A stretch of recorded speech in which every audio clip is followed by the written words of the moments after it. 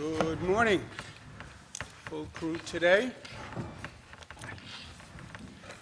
Today is day 53. It's important just to get a sense of bearings. 53 days since we closed down New York, since 53 days since this nightmare happened. It's such a disorienting period. 53 days. Is it a long time or is it a short time? Well, if you look back, compared to what other generations have gone through, other periods of crisis in this country, 53 days is nothing. We've dealt with really intense, terrible situations for a long time in the past, but it feels very long, and it's very stressful. And that's across the board. You know, you have families that haven't had a paycheck come in a couple of months, and meanwhile the bills keep coming in. That's tremendous economic anxiety and insecurity, and by the way, it's exactly right. When do I go back to work? When do I get another paycheck? And that's a pressure that people feel in the household. Even the good part of it, well, my family's together. I have all my 3 girls, in my case, with me, and that's nice, and that's good news. But you put even the family together, and you lock them up, cabin fever, and everybody has their own stress that they're dealing with, and everyone's trying to figure out their life, and they're all together in this intense period. Even that is stressful. I feel it in my own household. My daughters are getting tired of my jokes. Believe it or not, how that can happen, I have no idea, but somehow they manage to do that. We even have trouble now picking a movie at night, because the rule is if you pick a bad movie, then you are on movie probation. You don't get to pick the next movie. Everybody is on movie probation in my house now, so that's a problem. Even the dog, Captain, is out of sorts and relating to stress. Maybe there's too many people in the house and he's having trouble adjusting. Captain doesn't like the boyfriend. I said I like the boyfriend, so it's nothing that I said, but all sorts of tension that people are living with. Real tension, and then just the day-to-day stress. So yes, it's a terrible period of time. I get it. But we have to deal with it. And when you look at the reality of the situation, we are actually in a much better place. We're not home yet, but we're in a better place. The really bad news would have been if we concluded that we couldn't control the spread of the virus. That was a possibility. You looked at all those initial projections. How do you know that we could control the spread? We could have done all those close-down measures, and it didn't work. And the spread continued. That would have been bad news. So relatively, we're in a relatively good place. In downstate New York, the curve is on the descent. The question is now, how long is that descent? Is it a sudden drop-off? Is it 1 week, 2 weeks, 3 weeks, 6 weeks? We don't know. But better to be going down than to be going up, right? Let's keep that in mind. And we are going down. How fast? We'll find out. But we're in a better place. Hospitalization numbers are coming down. Intubations are coming down. Number of new people going into the hospital every day is still troublingly high, but better than it was, but still problematic. Number of lives lost is still breathtakingly painful, and the worst news that I have to deliver every day, and the worst news that I've ever had to deal with as governor of New York. But at least it's not going up anymore, and it seems to be on a gentle decline. But make no mistake, this is a profound moment in history. Our actions are going to shape our future, and you're not going to have to wait for a 10-year analysis a retrospective to find out how our actions affected our future. What we do today, you will see the results in 3, 4, or 5 days, okay? You tell me what the people of this state and this country do today, you will see the results in the number of hospitalizations in just a few days. We get reckless today. There are a lot of contacts today, unprotected contacts today. You'll see that hospitalization rate go up 3, 4, 5 days from today. It is that simple. And it's that pressing that every decision we make is going to affect how we come out of this, how fast we come out of this. So in this moment, more than any other, truth, not what you would like to see, what you hope to see, not emotions, truth and facts. Truth and facts. That's how we operate here in the state of New York. Truth and facts. Give me the truth and give me the facts. And that has to guide our actions, period. We had a productive meeting at the White House yesterday, productive visit. Sort of everybody says productive visit. Very few people come out and say unproductive visit, right? What does that mean, productive visit? To me, a productive visit means we spoke truth, we spoke facts, we made decisions, and we have a plan going forward. And that was accomplished yesterday. And I feel good about it personally, because it's what should have happened, right? The big issues on the table. In the political process, well, he said this, she said this, and you get into a he said, she said, or you get into a blame game, finger pointing. But the meeting was very productive. And by the way, these are people in the White House who politically don't like me.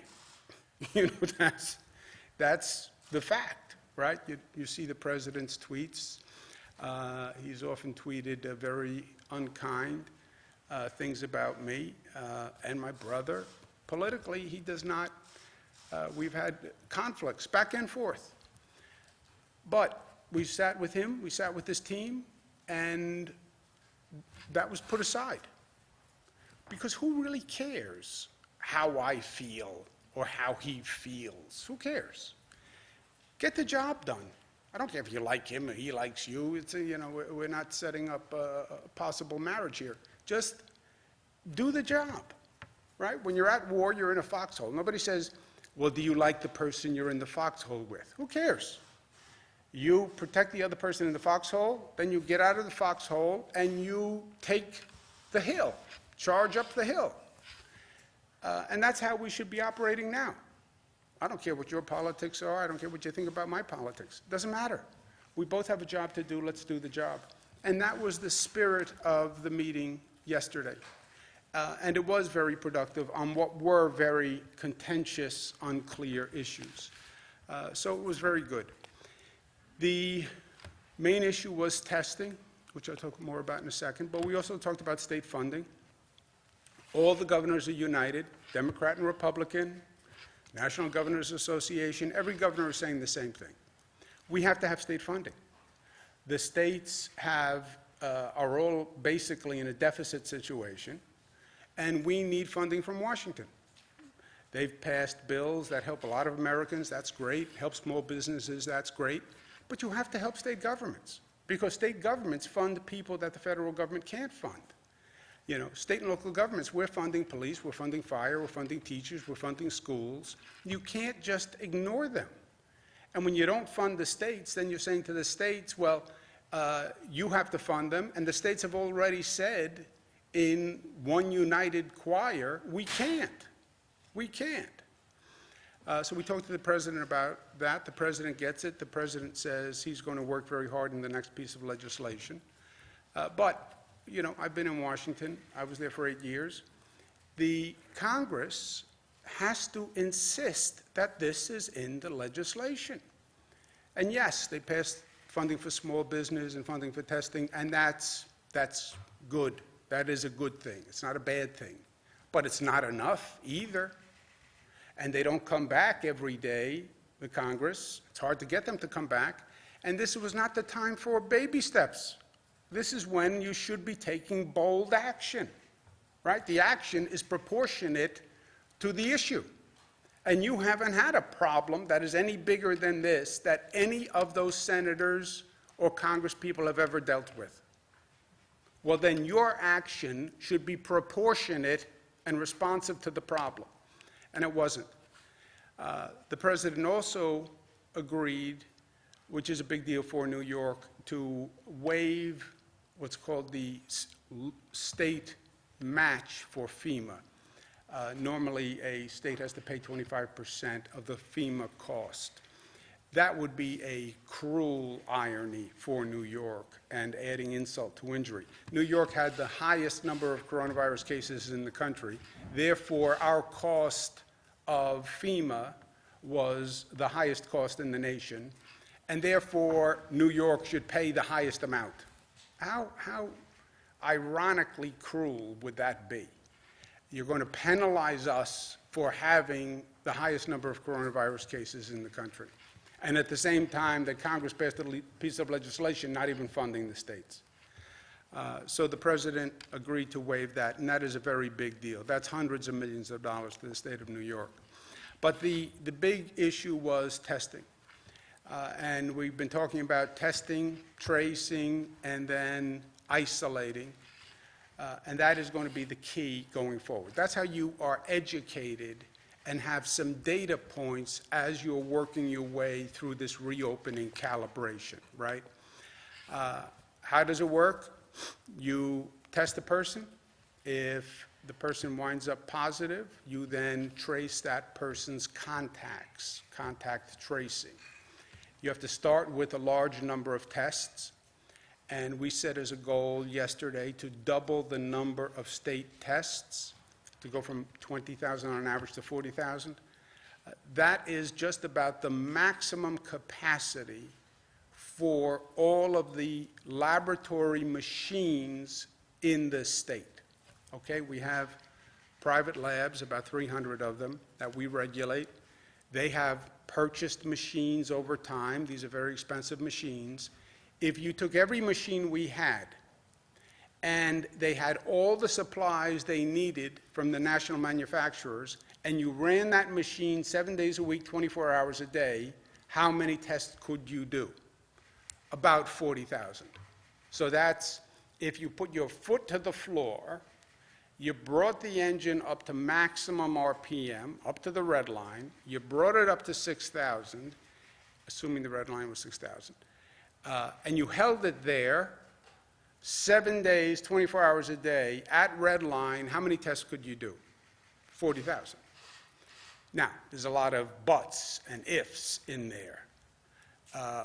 But the machine has to stay together for 7 days, 24 hours a day. You have to have enough people feeding the machine. But that is our maximum potential. So where did we set the goal? At our maximum potential. Why? Because we need to. Well, it's unrealistic. It might be a little unrealistic. But I'd rather set the bar high and try to get there, and then whatever we get is what we get. But once you do all those tests, every positive you have to go back and trace. And the tracing is a very big, big deal. Once you trace and you find more positives, then you isolate the positives. They're under quarantine. They can't go out. They can't infect anybody else. This entire operation has never been done before. So it's intimidating. You've never heard the words testing, tracing, isolate before. No one has. We've just never done this. There are a few textbooks that spoke about it, but we've never done it. And we've never done it anywhere near this scale. So it is an intimidating exercise. But I say, so what? Who cares that you've never done it? That's really irrelevant. It's what we have to do now. So figure out how to do it. Well, we have to put together a tracing army. Yes. Okay, we put together armies before. Never a tracing army.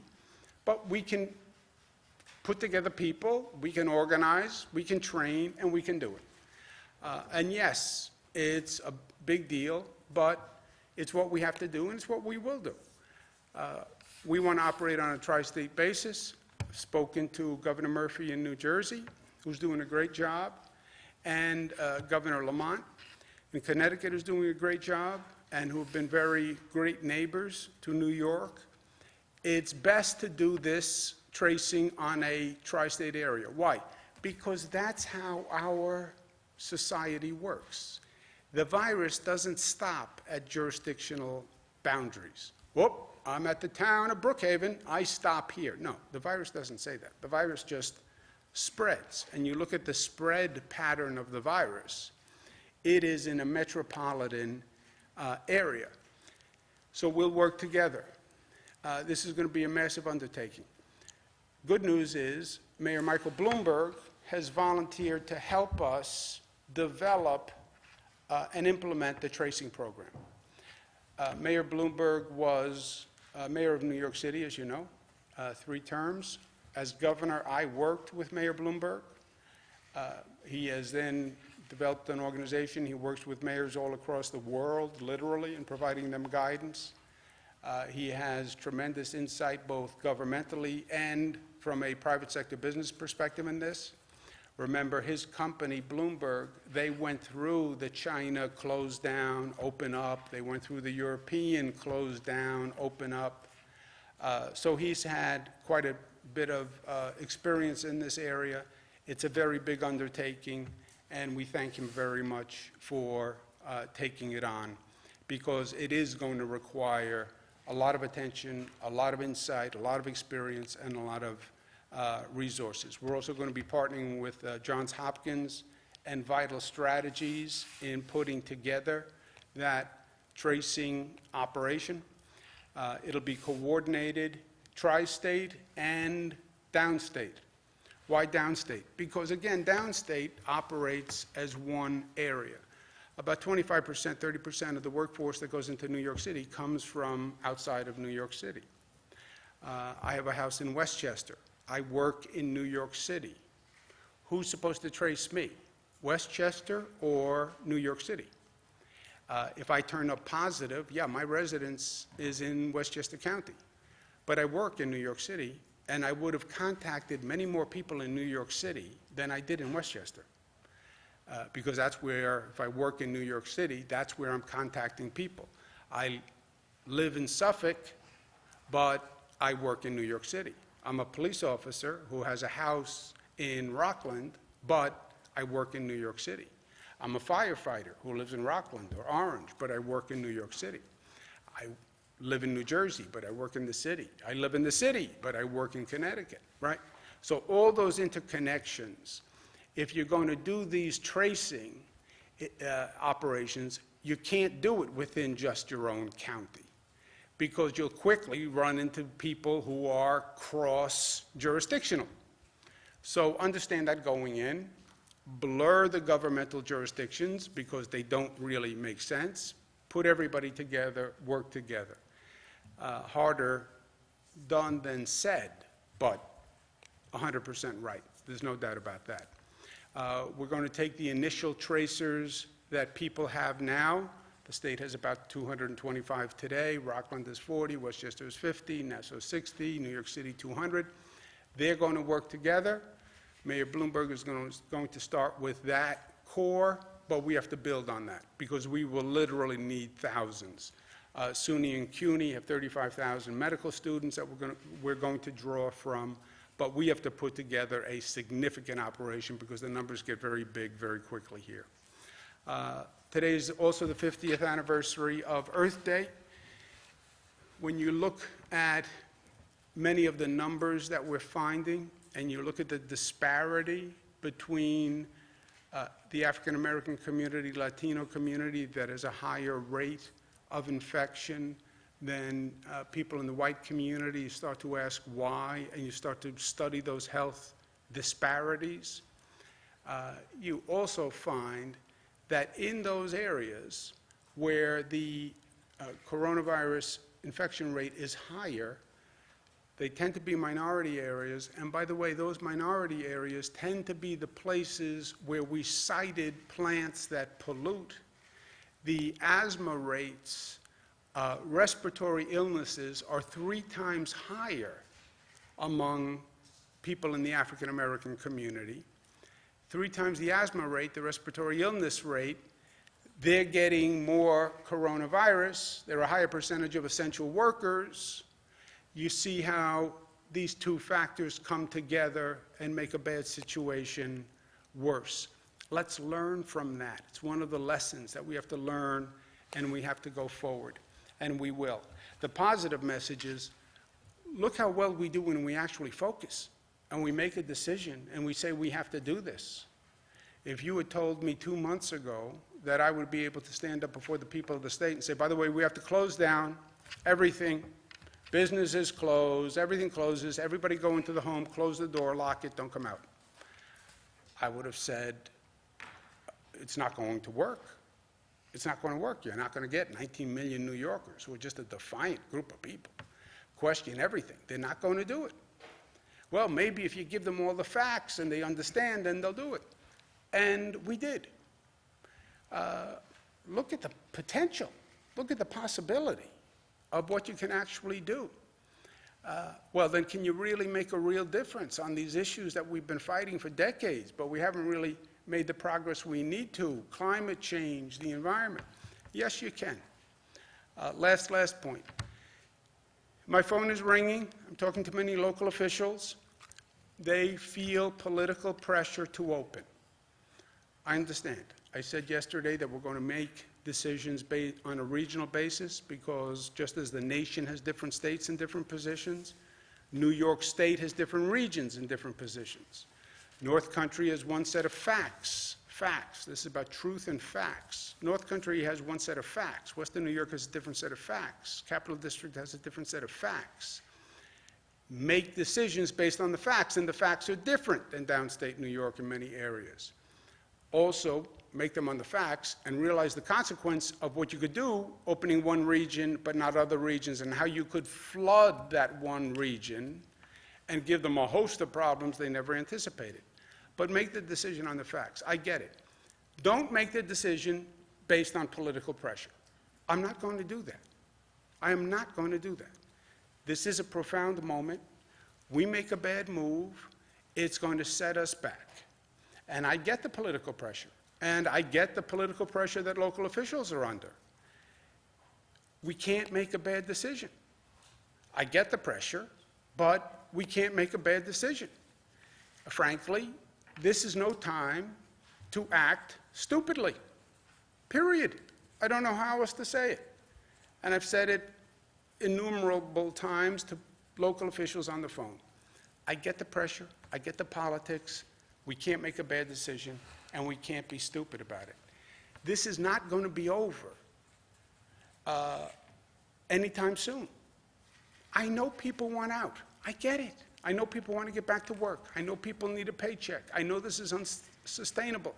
I also know more people will die if we are not smart. I know that. I have to do that count every day of the number of people who passed away. We're not going to have people lose their life because we acted imprudently. I'm not going to do that. I'm not going to do that. And I'm not going to allow the state to do it. And I'm not going to have the obituary of this period be, well, they felt political pressure, so they got nervous, and they acted imprudently. That's not who we are. I've said to them, look, if you look at any of the facts, the 1918 flu, they're talking about it now. There can be waves to this, right? You walk out into the ocean, you get hit with that first wave. Oh, great, I'm done. The wave hit me, I'm still standing. Beware, because there can be a second wave, or there could be a third wave. So don't be cocky just because you got hit by a wave and it didn't knock you off your feet. There can be a second wave. And if you're not ready for the second wave, that's the wave that's going to knock you down because you're not ready for it. So That's what I'm worried about. And also to the local officials and local politicians. I have no problem with them blaming me. It's a very simple answer. Say to everyone, whatever they say, I agree with you. It's the governor.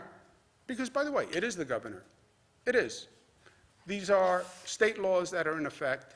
The local official can't do anything about them anyway, because they can't contradict the state law. So it's true. So the local official can say, it's the governor, blame him. It's true. And it will stop us from doing something that's counterproductive. And it'll also stop us from getting into a dispute between me and the local government, where the net message will be to the people, there's disagreement or confusion among government. And this is not the time for confusion or disagreement among government. So the state laws govern. I get the local political pressure. Blame the governor. It's the truth. And the state laws can't the local laws can't counteract state laws anyway. And to this political pressure, this is a quote that I think people should take to heart. When the freedom they wished for most was freedom from responsibility, then they ceased to be free. Edith Hamilton, originally Edward Gibbon in The History of the Decline and Fall of the Roman Empire. When the freedom they wished for most was freedom from responsibility, then they ceased to be free. We have a responsibility today to ourselves and to others. There is a codependency and a mutuality among people in society that is more clear and distinct than we have ever seen it. You sneeze, I get sick. You sneeze, I get sick. It is that close a connection. You have a responsibility to act prudently vis-a-vis other people, because you're not just putting your own life at risk. You're risking my life and my children's life and my parents' life, and you don't have that right. You have to act responsibly. And to advocate for total irresponsibility, let's all be irresponsible.